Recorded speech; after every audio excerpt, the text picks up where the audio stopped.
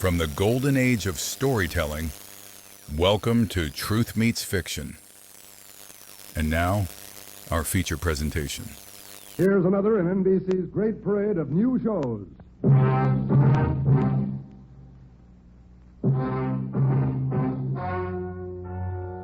Ladies and gentlemen, the story you are about to hear is true. Only the names have been changed to protect the innocent. NBC brings you Dragnet.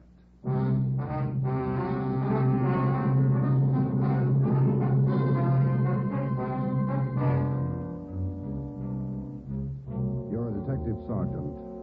You're assigned to homicide detail. A 22-year-old girl has disappeared. A letter has been received. It demands $30,000 for the girl's return. The letter is signed, The Wolf. Your job, get him.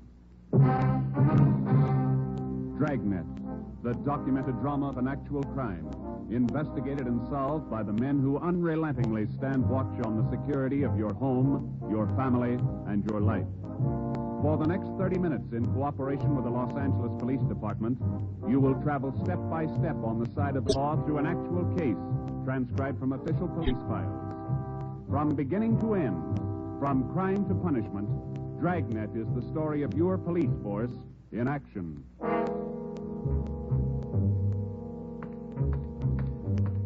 It was Tuesday, October 18th. It was cloudy in Los Angeles. We were working the night watch out of homicide. My partner's Ben Romero. The boss is Ed Backstrand, chief detective. My name's Friday. I was on the way back from the staff's office, and it was 3:26 a.m. when I got to room 42. Homicide. Got those mugs you asked for, Joe. Here they are. Thanks, Harris. Backstrand leave yet? In a minute, I'm going out with him. What's the address out there, the Sullivan place? 814 Castro Boulevard. You go straight out Santa Monica, take a left at Castro. I remember. You ready, Chief? Yeah. Friday, you call Romero yet? Right now. Get on it. This one we don't fool with. Yeah. Come on, Harris.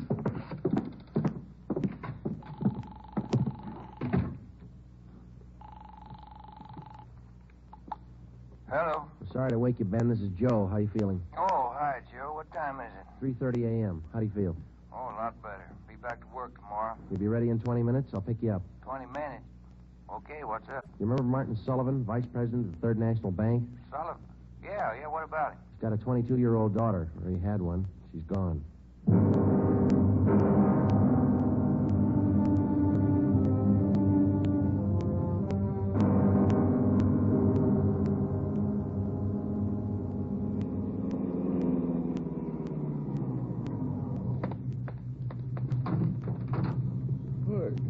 Good time, Joe. Where are we heading? Sullivan home out on Castro Boulevard. Ed's out there now with Harris. Any leads to work on? No, nothing so far. The girl disappeared a little before 1 o'clock yesterday afternoon. At 11 last night, he got a letter. They want $30,000. Sullivan hasn't got that kind of money. Yeah, I know it. Poor guy's almost out of his mind. Fill me in. How did it happen? Well, the guy took the girl out of business school. He had her called out of class. Told her father was sick, said he was a friend of the family's. Well, how about the teachers? What was their story? Said the girl didn't want to go with the man at first, but he finally talked her into it. Kept telling her father was dying. That's about as low as they come. Yeah. Did he use a car? Witnesses said it was a blue sedan. They didn't get the license number or the make. Did they remember what the guy looked like? About 5'9", 160, brown suit, dark hair.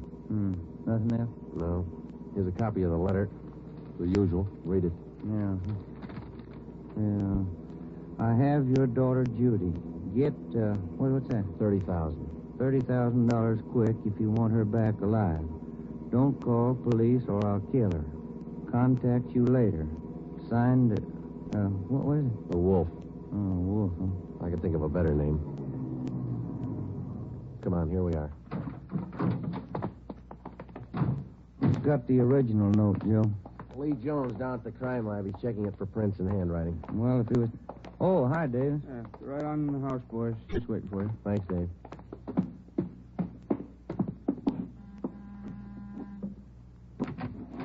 Hi, Joe. Ben.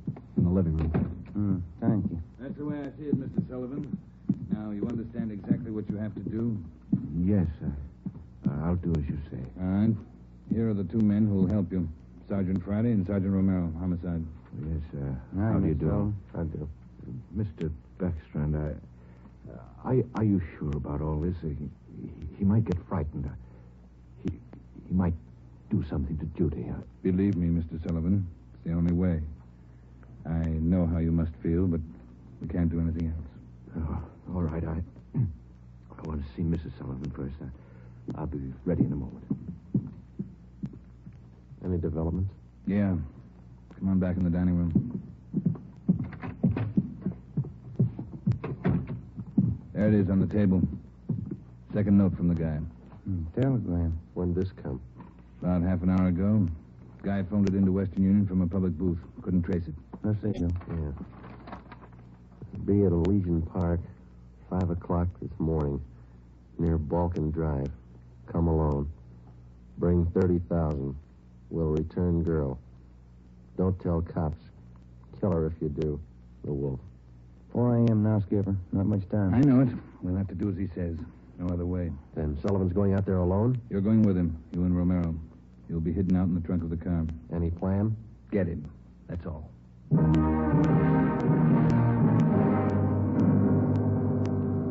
and I went out the back door and into the Sullivan garage. We jammed ourselves into the trunk compartment, and Harris closed the door on us. The latch was fixed so that the door could be pushed open from the inside. A few minutes later, Mr. Sullivan came out, got in the car, and we drove off. At 3 minutes to 5, we pulled up at the meeting place in Elysian Park. We waited. Nothing happened. At 5 minutes past 5, it started to thunder. That's all we need now. Thunderstorm. Stuff in here in this trunk, isn't it? Oh, yeah. Ben, listen. Sullivan? Must be. Wonder if he's seen anything. Sounds like he's pacing up and down alongside the car, doesn't it? Yeah, listen. Can you hear anything else? Can you? No, we better stay undercover. Yeah. Rain's starting in.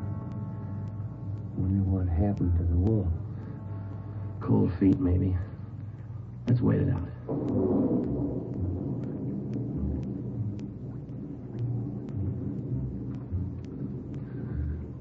Joe, Yeah. what time you got now? Move over a little. Let me get my watch up. Yeah. A little past 5:30. Sergeant. Mr. Sullivan? Yes. Do you think he's coming? It's late. It's getting daylight. We better wait it out, Mr. Sullivan. Now, look, don't come back here again. If he's watching, you might tip him off. Oh, all right. All right. Poor guy. I hear it. Coming up the road toward us. It's stopping. Yeah. Swinging over to our car. You ready? Right. Talking with Sullivan. They're coming back here. Now watch it. Sandy, Romero? That you, Ed? Yeah, the meeting's off. Come on out. All right. Got a cramp in my leg. I'm cramped all over. Mr. Sullivan, drive back home. We'll contact you there. All right, Chief. Ben, Joe, come on over to the car. What's the story, Ed? The guy had no intention of following through with his meeting tonight. Well, how come? He told us. Phoned at 5 o'clock. Tried to trace the call. He wouldn't stay on the line long enough. What do you have to say? He wanted more money. Bragged about how smart he was. How we'd never get him. When he knows Sullivan's called in the police. Sure. Said he didn't care. We'd never get him anyway. Yeah, pretty cocky. Pretty smart. Take my word for it. He's no dummy. Control 1 to 80K. Control 1 I'll get it. 80K. 80K to Control 1, 80K to Control 1. Go ahead. 80K, go to your office. Code 3. Go to your office. Code 3. GM Major 670. All right, Romero. Let's roll.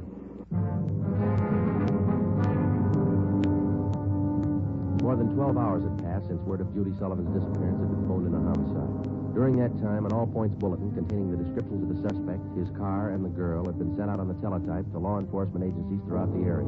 The same descriptions were broadcast over the police radio every hour. The Sullivan home had been placed under strict surveillance, and Mr. Sullivan instructed not to contact the suspect without knowledge of the police. He'd raised almost $10,000 in cash to buy him off. The serial number on each one of the bills had been copied by a police stenographer and then rechecked by a homicide officer. So far, the Wolf, as he called himself, had made 3 separate contacts, but he'd covered his tracks well. We knew that he was somewhere in the city, 500 square miles of it, and we knew we had to find him fast. It was 18 minutes past 6 when we got back to homicide. Hi, Chief. Fellas. You got something for us, Mac? Here, this letter. Special delivery. Came in about 25 minutes Can ago. I see that, Mike? Yeah, that's him. According to the postmark, he must have mailed it right after he grabbed the girl. Listen to this. Stay away from Sullivan. If the kid's found dead, it's your fault. Stay away, the Wolf. All right, Mike. Get it over to the crime lab and have Lee check it for prints. Right, Chief. Lee find any prints on the second note, Mike? 2. Running through R&I now. Friday, Romero, get down there and see if they got a make. I'll call out to Sullivan's and check with Harris. Right, Ed. Let's go, Ben. Who's watching the Sullivan house beside Harris?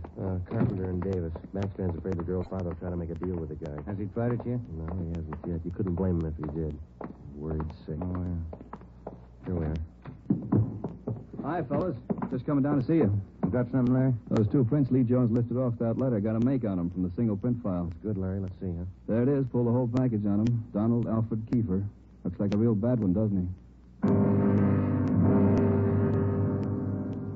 Donald Alfred Kiefer, male, Caucasian, age 29, 5 feet 8 inches, 170 pounds, brown eyes, dark brown hair.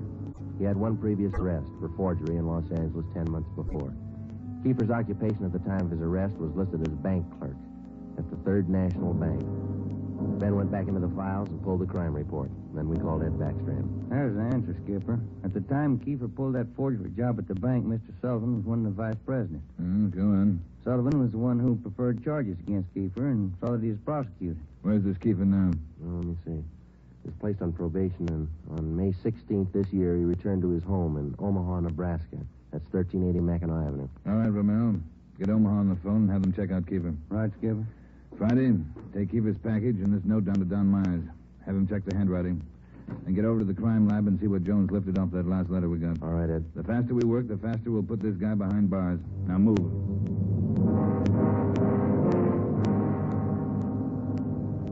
How's the writing compared, Don? What'd you find? Yeah, looks good. See here? Slants as crosses, double oops as L's, open A's, pressure on the downstroke. Donald Kiefer, the Wolf, same handwriting. Lifted 3 prints off this last note, Joe. Brought them out with the iodine fume gun. They match with the first. Thanks, Lee. Did you find anything else? I don't know if it'll help you much. We examined the paper for watermarks and texture. Both notes are written on the same kind of paper. Impressions show both pieces of paper from the same tablet. Checked the density of the carbon and the pencil he used. Both specimens match. Same pencil.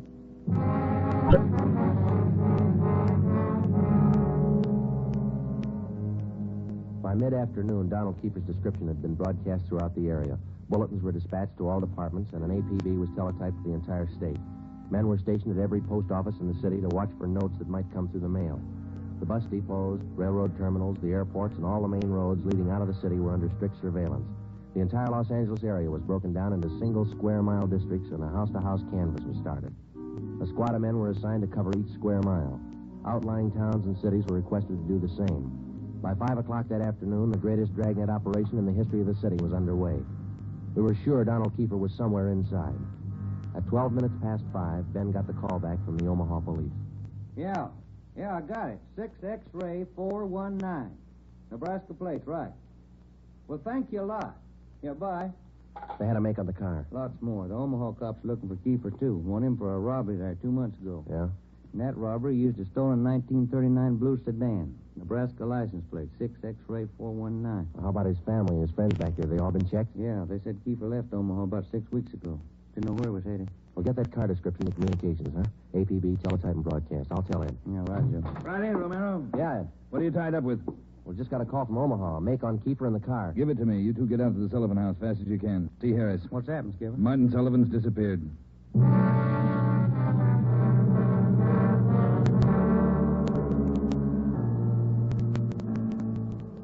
All right, Harris, how'd it happen? About 3 this afternoon, Mr. Sullivan got a phone call. Said he had to go down to the bank. I went with him. He had me wait in the reception room, and he went in his office. After waiting 10 minutes, I got suspicious and went in. He was gone. That's it. Did he get any more money? This morning, $5,000. Did you get the serial numbers off the bills? Yeah. Shouldn't have let him get out of my sight. Forget it. Right now, we've got to find out where he's gone to meet Kiefer. Did you talk to Mrs. Sullivan about it, Harris? She says she doesn't know anything about it. Let's try her again. Come on, let's go inside. Hi, fellas. Hi. Where's Mrs. Sullivan, Dave? Back in the sitting room lying down. Doctor's with her. Come on. What time you got, Ben? 6:35. I'll get it. Hello? Well, where are you? Oh. Where are you now? Where are you now? We'll be right out. That was Martin Sullivan. He met with Kiefer out in Laurel Canyon. Did he get his daughter back? Yeah. Wrapped in newspapers.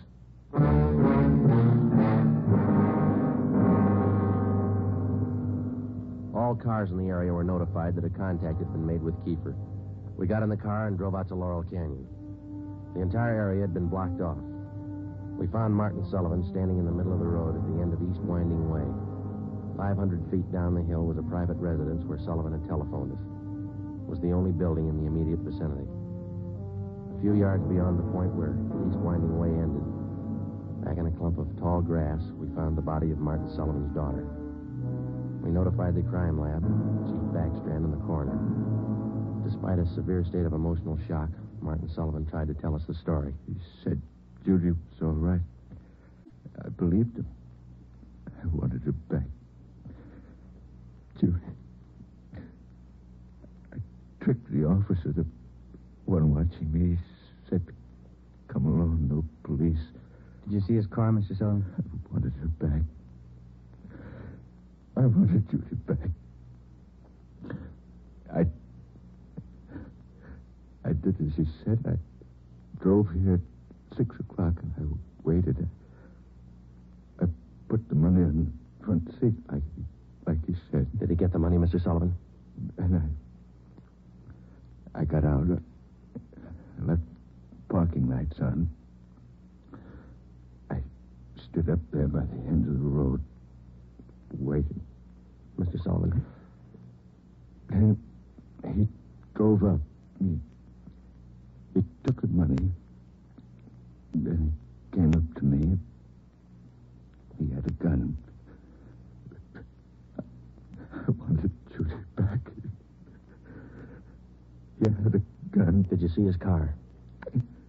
He said she was up there, beyond the road, tied to a tree. I wanted her back. Mr. Sullivan, did you see his car?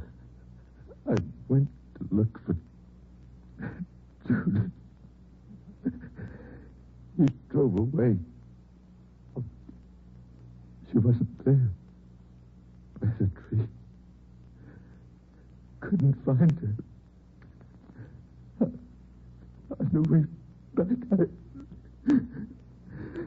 I saw the bundle on the way back.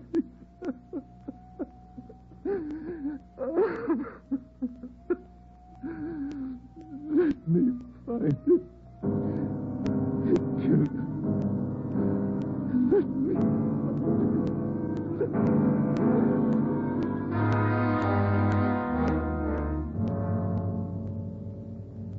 Before he went into a state of complete collapse, we showed Martin Sullivan a picture of Donald Alfred Kiefer. He definitely identified him. The information was immediately relayed back to Central Division, rebroadcast to the entire police radio system. A teletype was dispatched to sheriff's offices, and communications were sent to police stations throughout the country.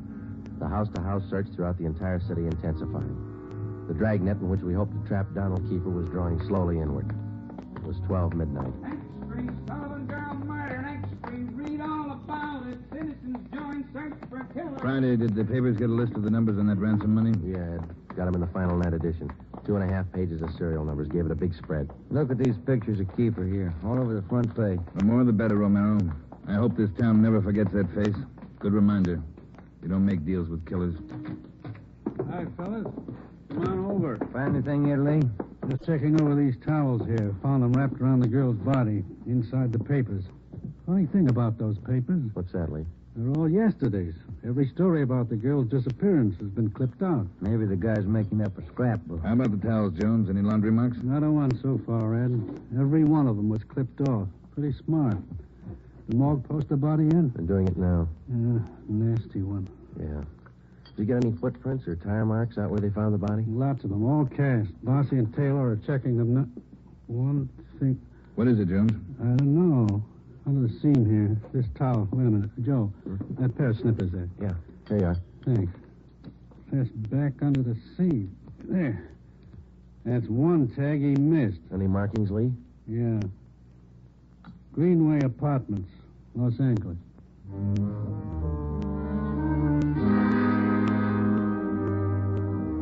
One look at the apartment was enough. In an adjoining garage, we found the car which Kiefer had used, a blue sedan. Nebraska license plate 6X-ray 419. When we got back to the office, Chief Backstrand immediately issued a cancellation of the want order for the blue sedan, and then he ordered a detail of men to stake out the car in the event Kiefer decided to come back for it. Here's the coroner's report, Joe. Oh, let's see it. Cause of death, strangulation. Time of death, Monday, October 18th, approximately 2 p.m. 1 hour after he grabbed her? That can't be right. Skipper in his office? No, he's out for a minute. Hey, Joe, Ben, take the call off 2503, will you? Thanks, Mike. Right. Would you give me the call on 2503, please? Thanks. Hello? Yeah. Yeah, when? We'll be right over. Some of the ransom money, Ben, just showed up. Beverly and Highland. Come on.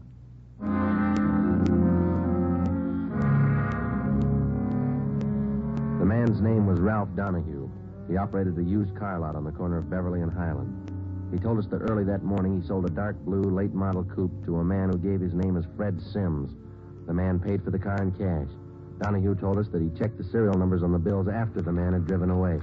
Serial numbers check out, Joe, every one of them. If I only thought to look, officer, and you know I generally do. I'm the suspicious kind anyway, but, this morning I must have been asleep. You got the full description on the car, Ben? Yeah, Joe. All right, let's get it on the air right away. I saw his mug in the paper while I was waiting for you.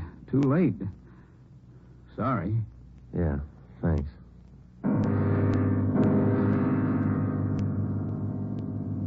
At 10 minutes past 3 that afternoon, another piece of the ransom money turned up at a busy downtown department store.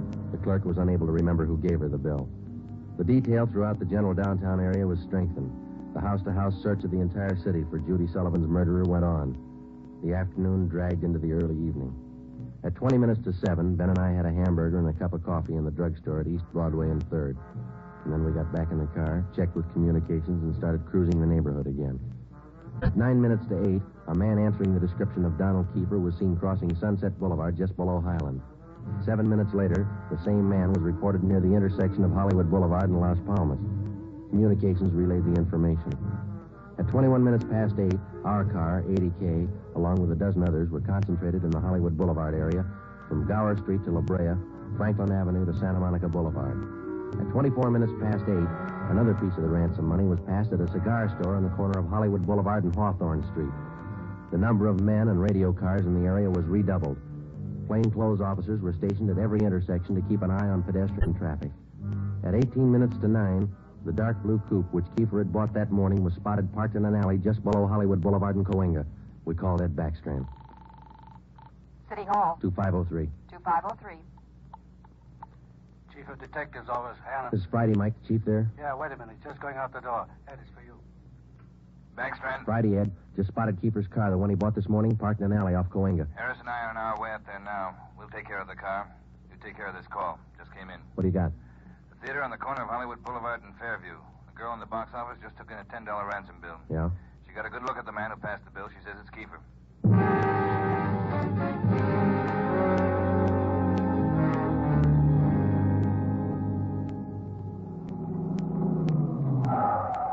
All right, Ben, come on. Yeah. You got the list of serial numbers? Right here. Let's check at the window. Yes, sir. How many, please? Police officers. Sergeant Romero, Sergeant Friday. Oh, yes, sir. Mr. Rayburn, the police are here. Would you step around to the side door, Sergeant? Yes, ma'am. Margie, relieve Francis for a minute. Francis, come here. Bring that $10 bill with you. Sharp girl, officer, that Francis. Sharp. Here it is, Mr. Rayburn. All right, Sergeant. There you are. $10 bill and the list of serial numbers. Check out all right, Ben? That's it, Joe. Good work, miss. You reported the man came in about a half hour ago. You're sure it was Kiefer? Yes, sir. I have his picture in the box office just behind the change machine. I recognized him right away. And as far as you know, he hasn't left the theater. That's right, sir. All right, Mr. Rayburn, I'm sorry. I'm afraid we'll have to interrupt the show. Anything you say, Sergeant. Anything. Ben, you keep an eye on the front exit. I'll call communications. Right, Joe. 80K to Control 4. 80K to Control 4. 80K, go ahead. Control 4, clear all frequencies. The Sullivan murder suspect, Donald Kiefer, has been located in the theater on the southeast corner of Hollywood Boulevard and Fairview. Have all units around the area. 80K, roger. Attention all units. Attention all units. Assist 80K at the theater on the southeast corner of Hollywood Boulevard and Fairview. The Sullivan murder suspect has been located in the theater. Go ahead, 80K. Control 4, have all units converge in the general area, Hollywood Boulevard and Fairview. Unit 62R to block off the intersection at Hollywood Boulevard and North Cherokee. Stop all pedestrian and vehicular traffic. Unit 61A to block the intersection at Hollywood Boulevard and Hudson Street. Stop all pedestrian and vehicular traffic. Unit 71 and 72R to block the alley behind the theater. Unit 66 and 67R to assist at main entrance to the theater. Within a few minutes, the 1/2 mile area around the theater was completely blockaded. Every exit and entrance to the theater was covered. At 9:23, we met Harris and Ed Backstrand in the theater manager's office. Backstrand outlined our plan of operation. At 9:28, a detail of 14 men walked down the side aisles on the main floor of the theater and took up their posts on either side of the orchestra pit. The picture was stopped and every light in the theater was turned on. Ed Backstrand, Harris, Ben, and I went down the aisle and up onto the stage. Backstrand made the announcement. Ladies and gentlemen, we're sorry to interrupt the picture, but this is important. We're police officers. We've traced the murderer of Judy Sullivan to this theater. He is in this theater now. And we're going to search the theater row by row, and we'd like to ask your cooperation. There's no need to be panicky or afraid. Those who wish to leave now may do so. Leave by the main entrance. Each one of you will be checked as you go out the door. And for the benefit of the man we're looking for, don't try to escape. Every exit is covered and the entire area is blockaded. Don't place any more lives in jeopardy. Come on, Ben.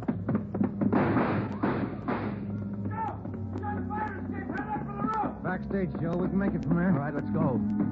Come on, hustle it, Ben. Yeah. The next building. You'll probably try to jump for it. All right, watch it. I think this door leads out to the roof. There he goes. All right, keeper, hold it. Don't shoot, I give up. Throw your gun down. Over here. Don't shoot. Don't. Let's get him. All right, coppers. I got it figured. They won't top me for this. Didn't know what I was doing. Put the cuffs on him, Ben. Get away from me, you crumb! You shouldn't have hit him, keeper.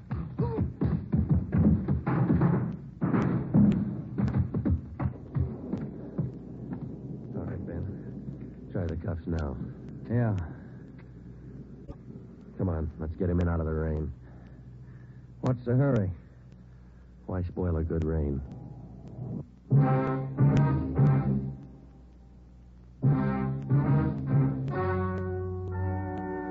The story you have just heard is true. Only the names were changed to protect the innocent.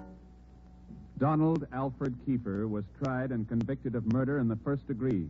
He was executed in the lethal gas chamber at the state penitentiary. You have just heard the 15th in a new series of authentic cases transcribed from official files. Technical advice for Dragnet comes from the Office of Acting Chief of Police, W.A. Wharton, Los Angeles Police Department. Tonight's program is dedicated to Deputy United States Marshal John B. Glenn of Boise, Idaho, who on the morning of July 31st, 1940, gave his life so that yours might be more secure.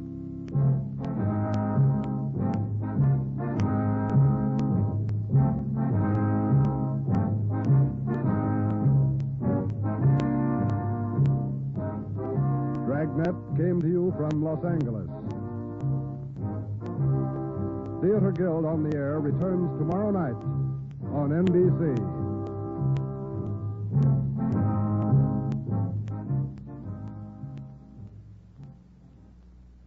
You've been listening to Truth Meets Fiction. Until next time, keep a light in the window and a story in your heart. Good night.